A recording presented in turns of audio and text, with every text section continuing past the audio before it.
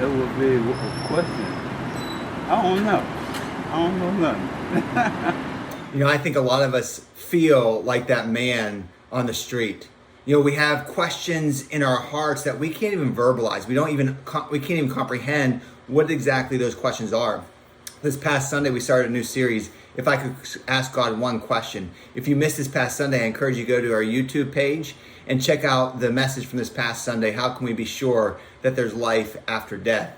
We're going to be answering some questions in the messages coming up, and we're going to be dealing with some of your questions right here on Facebook each week as we go through this message. So feel free to drop a line if you have any specific questions, and I'll do my best to get through as many as possible.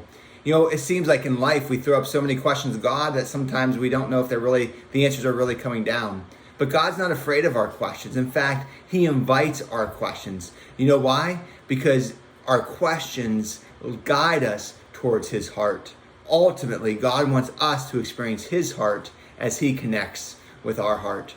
One of the questions we received is, why is there so much suffering in the world today? That's a very difficult question because there is a lot of hurt and pain that we've all experienced personally and that we see worldwide. In the beginning, God created Adam and Eve and put them in the garden, and the garden was perfect. The garden was wonderful. And then Adam and Eve fell prey to the tricks of the serpent, of Satan's tactics. And they sinned, they ate the fruit. And when they did that, when they disobeyed God, that was the first sin that brought death into the world. And that death, that slow decay that began to happen in the world, create consequences that we feel today.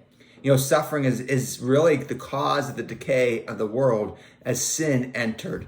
And as we go further and further from the heart of God, more decay, more hurt, more suffering develops in the world. There's really no easy way to answer that. But the further we run away from God, the more the world turns to chaos and hurt and pain. But I promise you that when we run towards the heart of God, there we experience life, and we experience goodness, and we experience His passion for us. I hope you join us on Sundays and each week here on Facebook as we answer your questions. If I could only ask God one question, what question do you have? Feel free to drop us a line. Have a great week.